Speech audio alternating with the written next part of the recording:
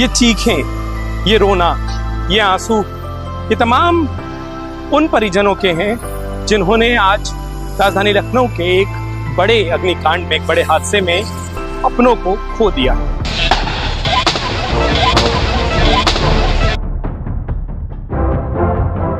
हादसा इतना बड़ा कि उत्तर प्रदेश के उप मुख्यमंत्री ब्रजेश पाठक भी अपने आंसू नहीं रोक पाए। बात करते करते वो भी रो पड़े। हमारे बच्चे बहुत ही दुखद है।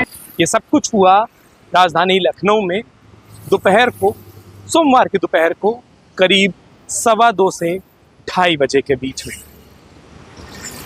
राजधानी लखनऊ के अलीगंज इलाके के पुरानिया चौराहे के पास एक 2 मंजिला भवन में सोमवार की दोपहर को आग लग गई।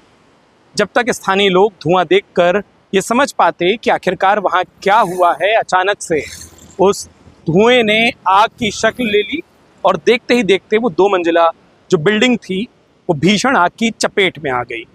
लोगों ने कहा कि वो एक कोचिंग सेंटर है, लेकिन बाद में स्पष्ट हुआ कि वो एक गेम पार्लर और वहाँ पर एनिमेशन स्टूडियो का काम चलता था, जिसमें गर्मी की छुट्टियों की वजह से, गर्मी को देखते हुए दूर दूर से कई बच्चे थे जो कि आए हुए थे वहाँ पर एनिमेशन सीखने, वहाँ पर कोचिंग के काम को सीखने, वहाँ तमाम चीज़ों को जानने के लिए वो सभी वहाँ पर मौजूद थे। शुरू में लगा कि ये आगजनी है और तमाम बच्चों को रेस्क्यू किया गया है, लेकिन देखते ही देखते वो आगजनी भीषण हो गई। उस 2 मंजिला बिल्डिंग का जो सामने का हिस्सा था वो पूरी तरीके से आग की चपेट में आ गया और इस बिल्डिंग का इकलौता हिस्सा था, इकलौती जगह थी जहाँ से उस बिल्डिंग में प्रवेश किया जा सकता था या फिर निकला जा सकता था। यानी जब सामने उस फ्रंट एलिवेशन पर आग लगी हुई थी, तो पूरा का पूरा बिल्डिंग का सामने का हिस्सा धू धू कर जल रहा था। अंदर फंसे बच्चों के पास, लोगों के पास, युवकों के पास कोई मौका नहीं था अपने आप को बचाने का, सिवाय उस आग को जैसे तैसे पार करते या अपनी किस्मत के भरोसे अंदर बैठ जाते। कुछ बच्चों ने ऐसा ही किया। उन्होंने उस बिल्डिंग के अंदर जो बाथरूम थे वहाँ खुद को बंद कर दिया। उस बाथरूम में अपने आप को बंद करके वो इस उम्मीद में थे कि शायद थोड़ी देर में आग बुझ जाएगी, उस आग पर नियंत्रण पा लिया जाएगा, लेकिन शायद उनमें से भी कुछ की किस्मत ने साथ नहीं दिया। उस बिल्डिंग में सामने आग लगी थी और अंदर धुआं भरता जा रहा था। 3 तरफ से पक्की दीवारें थी, यानी किसी के पास निकलने का कोई भी जरिया नहीं था, कोई भी साधन नहीं था, मौका नहीं था। और ऐसे में कई वहाँ मौजूद बच्चों ने, युवकों ने तो सिर्फ धुएं के कारण दम घुटने से अपना दम तोड़ दिया।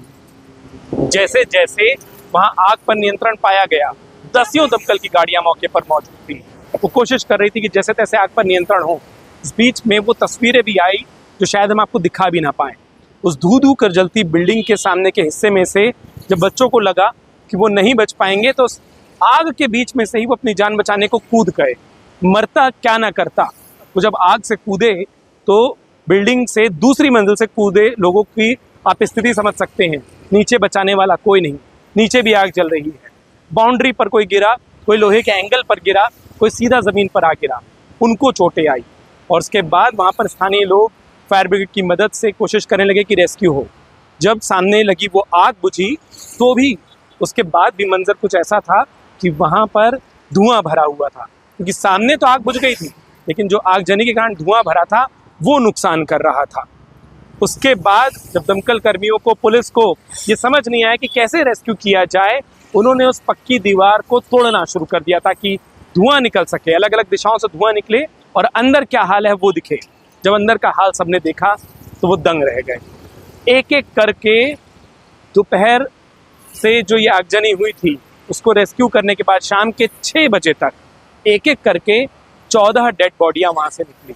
उप मुख्यमंत्री ब्रजेश पाठक वहां मौके पर मौजूद थे और वो एक एक शव को निकलता देख रहे थे।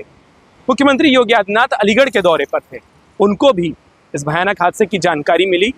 उन्होंने अपने चलते भाषण में से भाषण को रोका, लोगों को बताया कि वो अपना दौरा खत्म करके, रद्द करके राजधानी लखनऊ लौट रहे हैं। मुझे तत्काल वापस लखनऊ जाना पड़ रहा है। लखनऊ में एक दुर्घटना हुई है। उन्होंने सख्त लहजे में ये भी कहा कि जो भी इस घटना का दोषी होगा उसे छोड़ा नहीं जाएगा। तो वहीं उन्होंने पीड़ितों के प्रति सांत्वना भी जताई। उन्होंने अधिकारियों को मौके पर रहकर रेस्क्यू को जल्द से जल्द पूरे करने के निर्देश दिए। वहीं अपनी आंखों के सामने एक एक करके 14 शव निकलते देखकर उप मुख्यमंत्री ब्रजेश पाठक भावुक हो गए, अपने आंसू नहीं रोक पाए। इन सारे मंजर के बीच में प्रधानमंत्री नरेंद्र मोदी ने भी लखनऊ में हुए इस भीषण अग्निकांड पर दुख जताया है। मुख्यमंत्री योगी आदित्यनाथ भी इस पूरे मामले की राजधानी लखनऊ पर आकर मॉनिटरिंग करेंगे, वो भी इसकी जांच करेंगे। लेकिन ये जो अग्निकांड हुआ है, जो भीषण हादसा हुआ है, उसने 14 मासूमों की, कम से कम 14 मासूमों की जान ले ली। अभी भी कई ऐसे हैं जो जिंदगी और मौत की लड़ाई लड़ रहे हैं। ट्रामा सेंटर से लेकर उस बिल्डिंग में फंसे लोगों को जो इलाज मिल रहा है, कोशिश ये है कि सबकी जान को बचा लिया जाए। लेकिन सवाल ये उठता है कि आखिरकार ये आग लगी कैसे।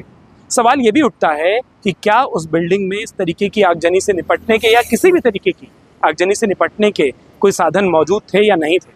सवाल ये भी उठता है कि क्या ऐसी परिस्थितियों के लिए बाहर निकलने का वहाँ कोई रास्ता था भी नहीं था।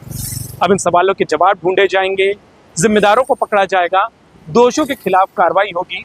निश्चित रूप से वो कह दिया गया है, लेकिन जो कभी वापस नहीं आ सकेंगे वो तमाम वो लोग हैं जिन्हें आज इस अग्निकांड में उनके अपनों ने खो दिया है। राजधानी लखनऊ में इस भीषण अग्निकांड की कई सारी तस्वीरें, कई सारी ग्राउंड रिपोर्ट हमारे उजाला उत्तर प्रदेश पर हम आपको दिखाएंगे। अपना वक्त देने के लिए आप सभी का बहुत बहुत शुक्रिया।